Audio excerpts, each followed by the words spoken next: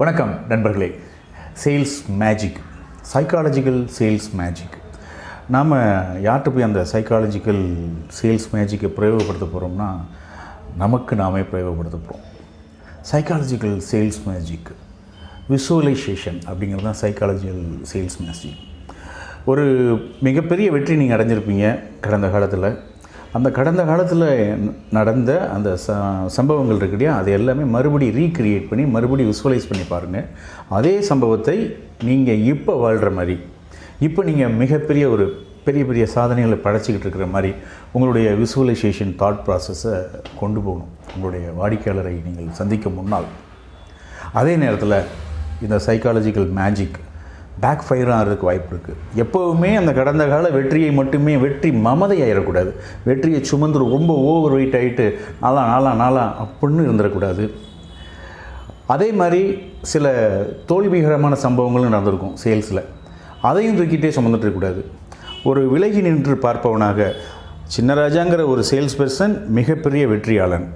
அந்த வெற்றியாளனே சின்னராஜாவே விலகி நின்று ஜஸ்ட் அப்படியா, ஓகே, குட் அப்படிங்கிற மாதிரி. இல்லை, ஒரு தோல்விங்கிற ஒரு விஷயத்தை சின்னராஜாங்கிறவர் அனுபவிச்சிருக்காரு அப்படின்னா அதையும் விலகி நின்று சின்னராஜாங்கிறவரே பார்க்கணும்.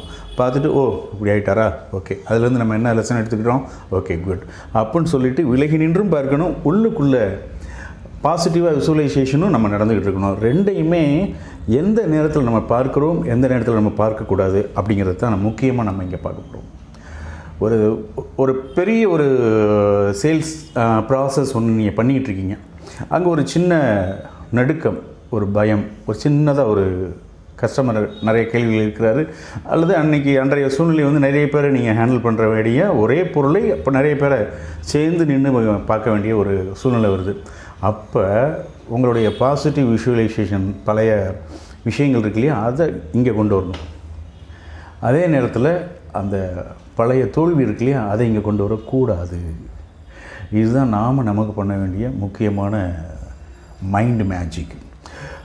மைண்ட் மேஜிக்கில் முக்கியமான விஷயம் என்னென்னா, தினமும் காலையில் இன்றைய நாள் இப்படிலாம் இருக்கும், இப்படிலாம் சூப்பராக செமையாக செமையாக இருக்கும். இன்றைக்கி சக்ஸஸ்ஃபுல்லாக இருக்கும். என்னுடைய சேல்ஸ் லைஃபே வேறு மாதிரி இருக்கும்.